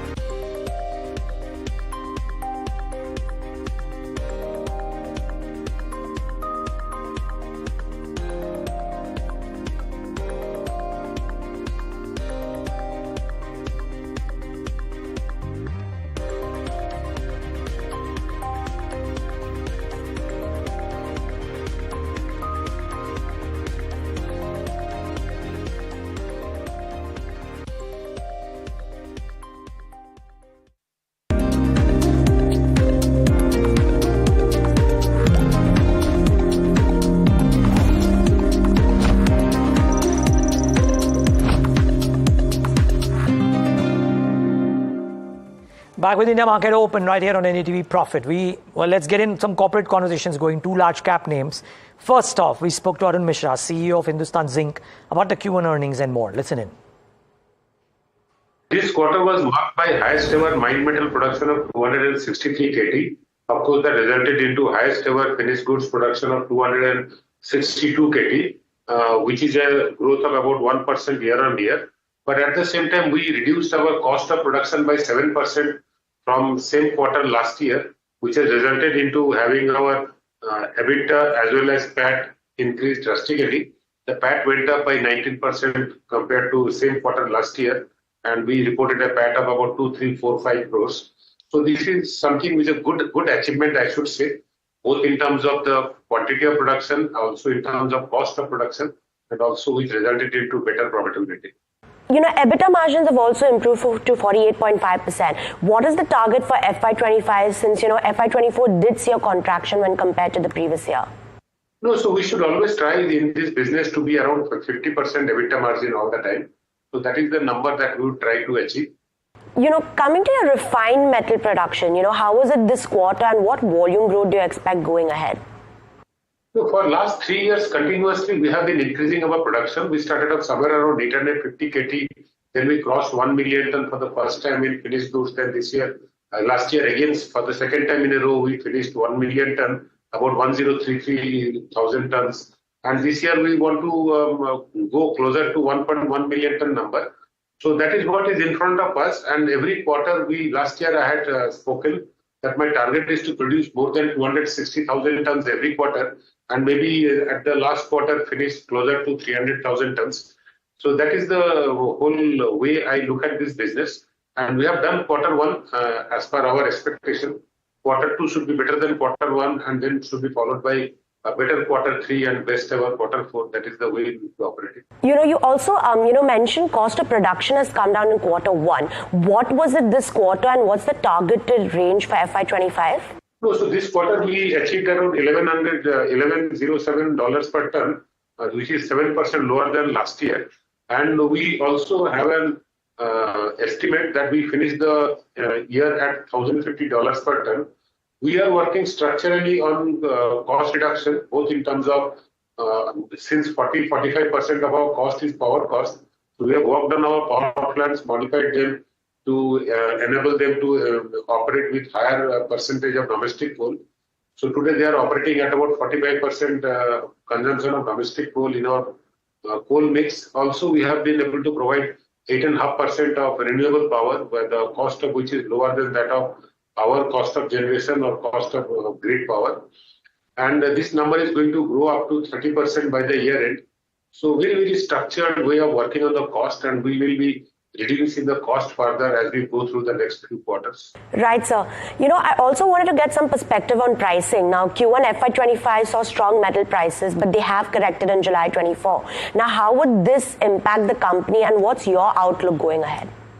Quarter two will be slightly subdued based on the pricing, and I'm sure we'll have to do more on the cost side to keep our margin intact. And going forward till December, I don't see much beyond it. It won't be able to break the 2,700 or 2,750 mark by the year end. I'm sure the quarter four will be better in terms of prices, simply because I'm basing on the fact that in Europe, two big elections, both of France and UK, are over, whereas American election is in November, which should be over by that time. And we'll have more optimism and major push in infrastructure work. And we should see that should result in a quarter four being much better.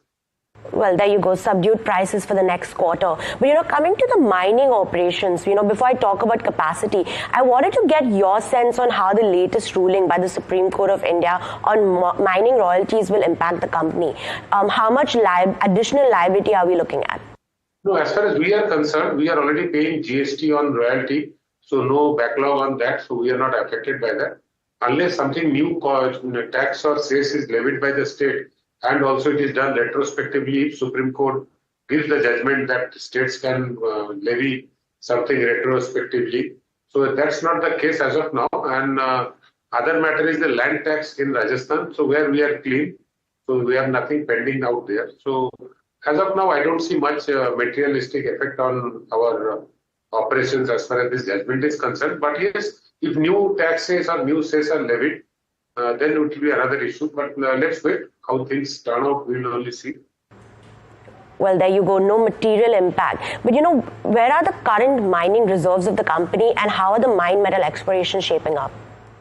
So currently we have a reserve of about 30 million ton of metal in ore and on the resource basis, and about 12 million ton metal in ore on terms of reserve basis. We have a target to continue our exploration and take these numbers to more than 40 million ton metal in ore on resource basis, and maybe up to 20 million ton in terms of metal in ore on reserve basis. This is primarily we would be doing with the strategic objective of doubling our production from 1 million ton to 2 million ton, which will call for at least 10 years of reserve, that is 20 million ton metal in ore on reserve basis. So those are the targets of explorations that we have for ourselves. Right, sir. Could you also tell us how the new roaster at Daberi as well as the new fertilizer plant at Chanderia are progressing, and when would these two be commissioned? So the new roaster in Daberi is progressing very fast. It should be commissioned by Q3 of this year, if not early Q4. As far as fertilizer plant is concerned, we expect it to come online in Q2 of FY26, which is year after next. Right. And, when you talk about CAPEX, what's the CAPEX budgeted for Hindustan Zinc for FY25? So we have got about 2,500 to 3,000 crores worth of CAPEX lined up for this year. So they cater to mostly, apart from this project on roaster in Daberi, also the fertilizer project, but we have number of high payback, small CAPEX performance improvement projects for which also we will be spending money. At the same time, we have mining equipment routine replacement schemes lined up. They will also require some amount of money to be spent. So overall, our CAPEX is in line, and we don't see any need to revise that CAPEX that we have outlined for ourselves. Of course, if the 2 million ton expansion pre-feasibility report gives us any hope of a very good future prospect, which we expect that this 2 million ton is feasible. And whenever board approves, they will come out with further CAPEX outlay for such a large expansion. And how will this allotted CAPEX impact the balance sheet with a potential additional outlay? No, as far as Hindustan Zinc is concerned, net, we have about 11,000 crores invested in various investments and about almost similar number as far as debt is concerned. So we are absolutely on net debt-free company. Our balance sheet is strong. Our ability to generate about 8,000 to 9,000 crores every year on cash basis on profit after tax, that also remains. So as long as these fundamentals are in place, I don't think it will be very difficult for a company like Hindustan Zinc to fund for its own growth, even if that requires about 17,000, 18,000 crores. It's not much difficult. All right, in more corporate conversations, I had the opportunity to speak with Titan. They put out their first quarter earnings on Friday. Revenues had a double-digit growth, but EBITDA margins as well as profits were hit in Q1. Now, this is a traditionally weak quarter for the jewelry business, and I started by asking Titan's CFO Ashok Sonthalia what he thought of the quarter gone by. Listen in. Q1 is generally among all the quarters a soft quarter for us. Keeping that in mind and whatever was happening during the quarter, you rightly said, extreme heat waves kept customers inside doors. So footfalls were slightly lower.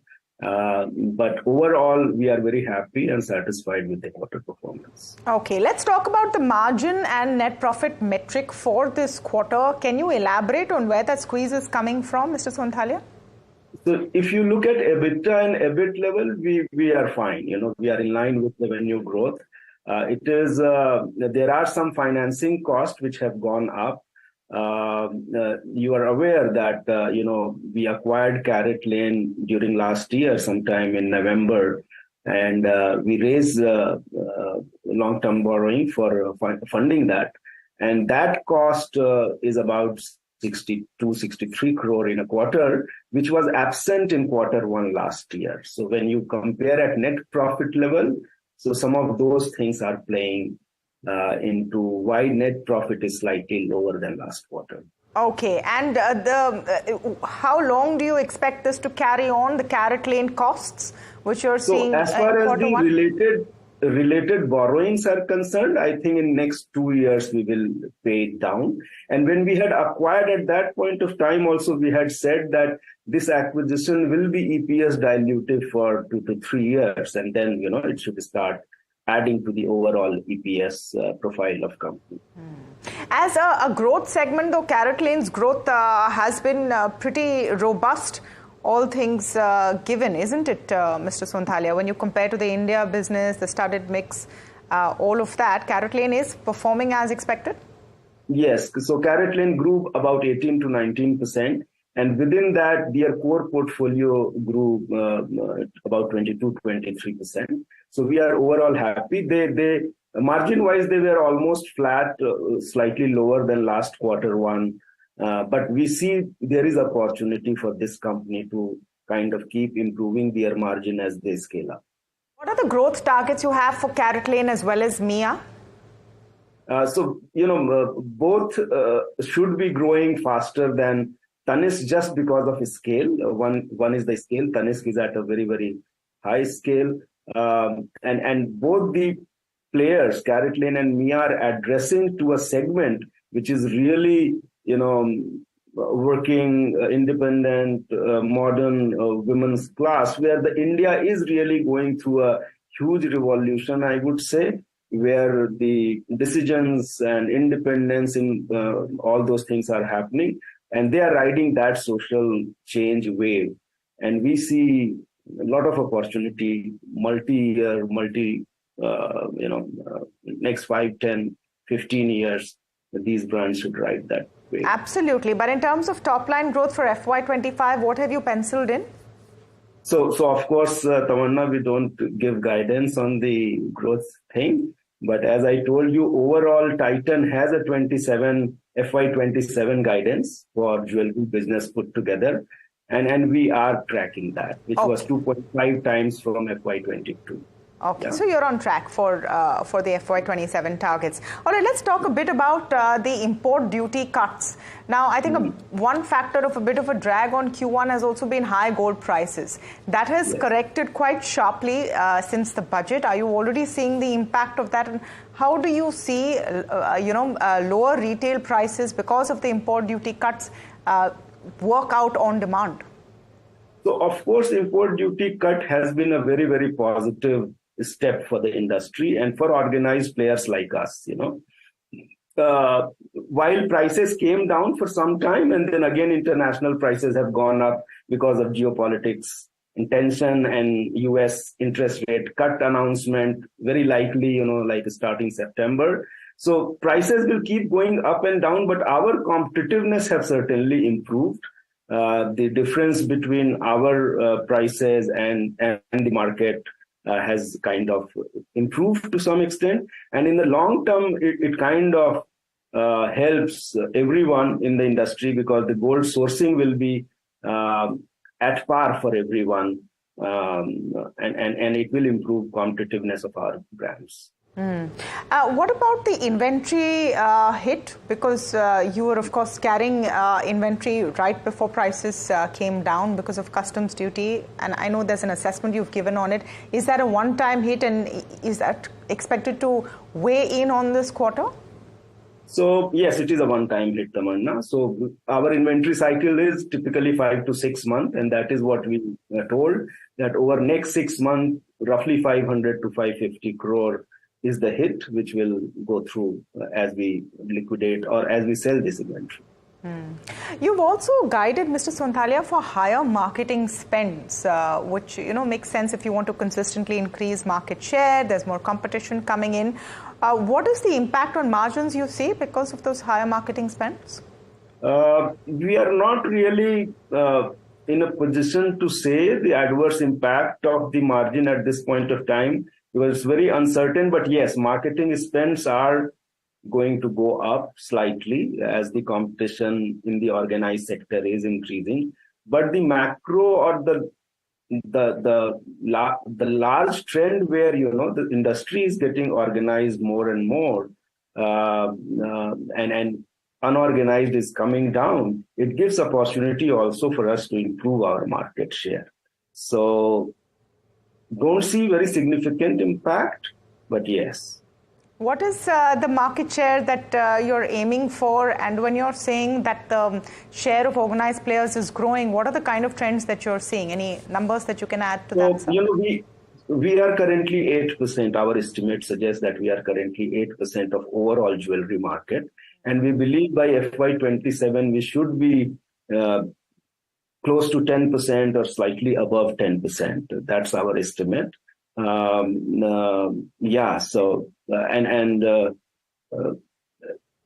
that's what I would like to say at this point. Yeah, and in terms of organized players growing in market share as an industry trend? For sure. You look at the numbers every year and 1-2 percentage point unorganized is giving in favor of organized.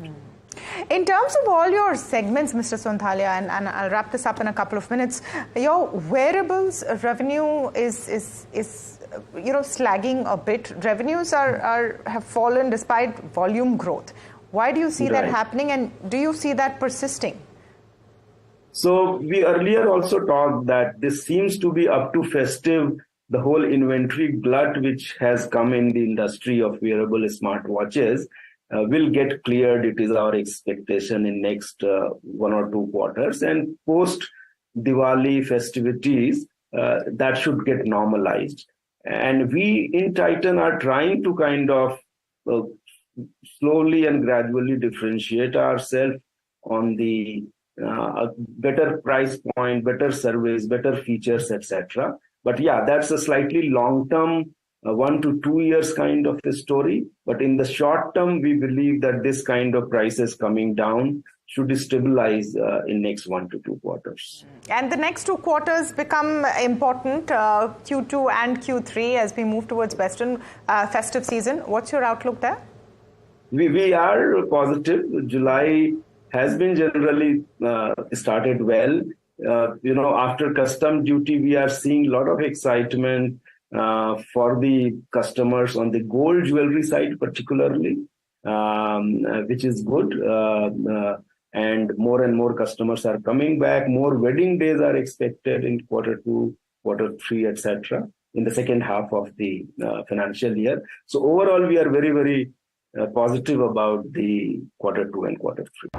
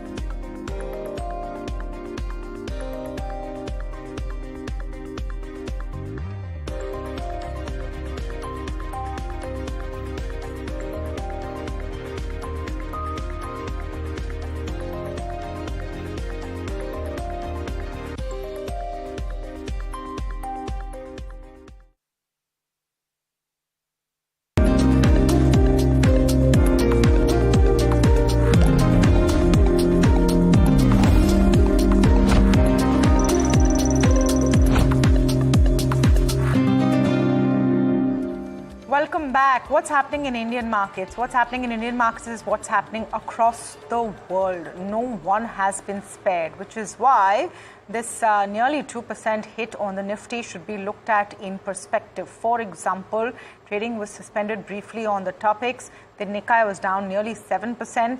Kospi had to suspend trading for a brief period before it has come back, but still down over 6%. So the world is hurting.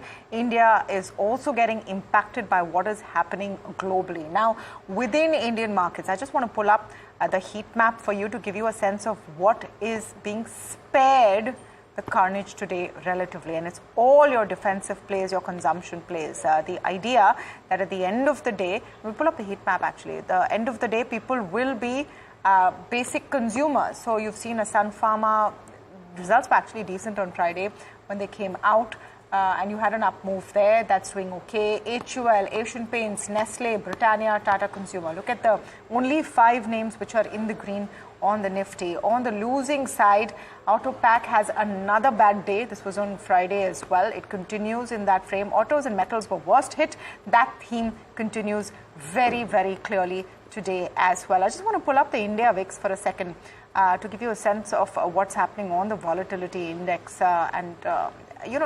You are going to have a bit of a tough period. The VIX is up about 17% right now. In terms of sectoral indices, and let's pull up some of those sectoral indices on what's hurting the most. Realty dragged down the highest, and that's because of Phoenix Mills, which is nearly 8-9% down last I checked. So you're seeing a bit of a pain over there. Nearly 9%. Banks are getting hit a fair bit, not as much as IT stocks. IT stocks are also seeing a big bout of pain. The broader markets is really where the major pain is. I mean, pull up the micro cap index for a second to get a sense of what I've been telling you. The mid cap 150, yes, recovered maybe from the lowest levels of the day, but not a pretty sight. Down about 4% at one point. You're seeing some recovery coming in. I think you can take, if you were looking for a silver lining right now, you can take solace in the part that the sell-off is contained at these levels. I don't know what you think about that, Niraj. The sell-off is contained at these levels. It's not deepening. You've had now about, half an hour plus of trade, and you're not seeing a sell-off deepen. Yes, the cut is there, reflecting what's happening across the world, but that panic has not set in or is not deepening, at least as of now. Touch wood for now. Let's just hope that this stays this way, simply because the Nasdaq futures are down another 3%, 2.5 to 3%. The good part is that Dow futures are okay. They're just down 300 points, which is about 0.75%. But the Nasdaq futures are trading with some serious downticks, so watch out for that. Before we hit the break door, wrap it up, remember, Tamanna is talking about withstanding pressure, and I think it's a great idea to get in Agam to talk about some of the outliers in this session today. Agam, it's a sea of red. There is some which is doing better. Right, well, gainers are certainly few and far between, but it is essentially the FMCG pack which is standing out in trade today, and a lot of these counters are in fact advancing and trading in the green. Now, while Britannia is of course reacting to the earnings are in line with street expectations, and there is nothing outstanding as far as Britannia earnings are concerned, but we're still looking at a single-digit revenue growth of around 6%. Perhaps what does stand out for Britannia is the expansion in its operating margins, coming in at around 17.7%, a 50 basis points improvement on a year-on-year basis, and that has had a consequential impact on its net profit, which rose around 11%. Besides Britannia, we have gains in Hindustan Unilever, Marico, which will announce its earnings today, Godrej Consumer Products, Dabur, as well as Tata Consumer Products. So a lot of these frontline FMCG names continue to advance in trade today, and which are bucking the trend as well. The other counter is UPL. Again, it's not advancing substantially, but and while the earnings are also weak year on year as well as quarter on quarter basis, there is some commentary which is positive that comes through as far as UPL is concerned. So firstly, the management has maintained their guidance, revenue growth guidance of around 4 to 8%, but They're also suggesting that they are in line when it comes to debt reduction of around $300 to $400 million as well. And among many other factors, the adverse effect of pricing that came through in the first quarter will not be coming through in the subsequent quarters for UPL, is also one of the many other reasons why UPL also trades in the green at the moment. All right. So, yeah, we're looking at those spots of green in an otherwise sea of red. Thank you for that, Agam. We'll wrap here on India Market Open, but the non-stop coverage on what's happening in the markets continues on NDTV Profit. Up next is Talking Point.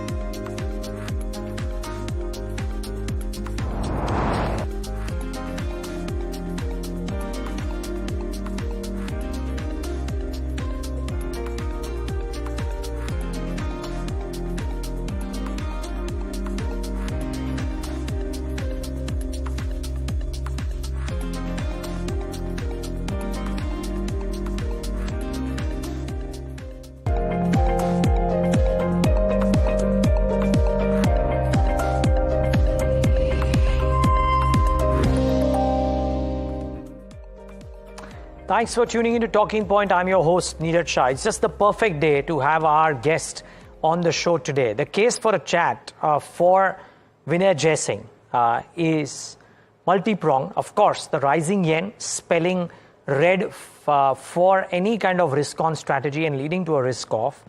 Are rate cuts imminent though in the US as the US hiring and the US data is showing signs of a slowdown, and will we see more of that? I'll dwell upon that a bit. And of course, we talk about what's happening to global tech and Indian tech in that period as well, because as we speak, the worst hit index across the world seems to be, after the Japanese markets, the Nasdaq.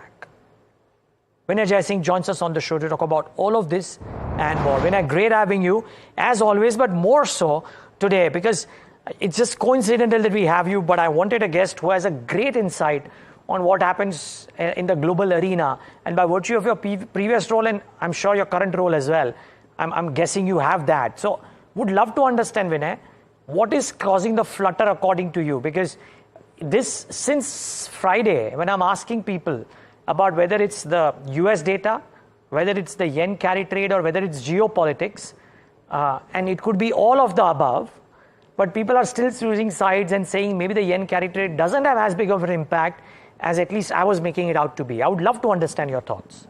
Sure. Thank you so much for the opportunity. It is a perfect storm and a great day to chat up with you as well. Pardon me if I don't do justice because there's no real answer to what you're asking. But let me make an attempt. Did we not know interest rates would be cut this year? The answer is yes. And when the moment of truth comes close by, that's the time when the market corrects. Now, despite knowing the interest rate cut, if I were to go back just 2 to 3 days, Nasdaq was up 14%, CYTD 20% last year, and growing at a CAGR of about 15 to 16% in 5 years. Now, if you keep that in mind and you start seeing how Nasdaq fell by about 2.5%, and even the futures of Nasdaq is down by about 2 to 3%, what you're saying is, despite all that, CYTD, Nasdaq would be up 7 to 8%, even if there's a correction in the future. So, a lot was priced in the market. The market were looking at euphoria, and actually when they realized interest rates are being cut for the reasons, which is there is probably a global slowdown coming up, that is what now investors are grappling with. So stocks or companies which have done very well, where valuations have got frothy, be it Magnificent Seven or otherwise, they are being questioned, and I think that's the right thing. These are healthy corrections because you're cutting interest rates in US because there's a problem, not because you want the economy to grow a lot faster. So I think that's the first point. Going to the second point, what is Japan doing? Japan is raising interest rates. That means the yen, which had got depreciated substantially, there are question marks of what will happen to that future. And it's led to Japan correcting by as much as 17% in the last month. So one of the most preferred markets last year, because you were seeing inflation come up, earnings growth come up. Now, courtesy interest rates moving up and question marks of yen versus the other dollar is creating another problem with the Japanese market. So that again is not become a safer haven. So now the question really arises is which is the best performing market in the world? I'll reach your question on IT, but which is the best performing market in the world, and that leaves you to India, which even after this correction is up 19 to 20%. I'm talking about MSCI, CYTD. So people are probably looking at a risk off trade as against a risk on trade. Yes, valuations are important, but where do you see relatively good earnings growth and liquidity coming into the picture? That's what people are looking on. As far as IT is concerned, if there is a global slowdown, you're already seeing the interest rates of US, come below, the 10-year rates come below 4%. Less than 6 months ago, they were around 5%. So you've seen a sizable change in the interest rates, which means, yes, interest rates are imminent for the wrong reasons, cuts, and that would lead to probably slow down in the order books for IT. So people who are hopeful that the worst is behind them may be surprised. So we come from that camp actually. We are underweight the IT sector for quite some time. We know the absolute valuations are not extremely bad. They're pretty much where they are. But yet, they're still at COVID levels, post-COVID levels. So we think, pre-COVID levels, my apologies. So we think it's a nice time to be underweight IT as we talk. Okay. And I'll peel off these layers one by one. But I just want to, viewers, take your attention to a particular set of data points and the reasons. So a lot of you must be thinking, why is it that the markets are so choppy? So key decision, as Vinay said, BOJ's decision to raise interest rates took the yen to the highest levels in a really long time, at least since February or March, if I'm not wrong.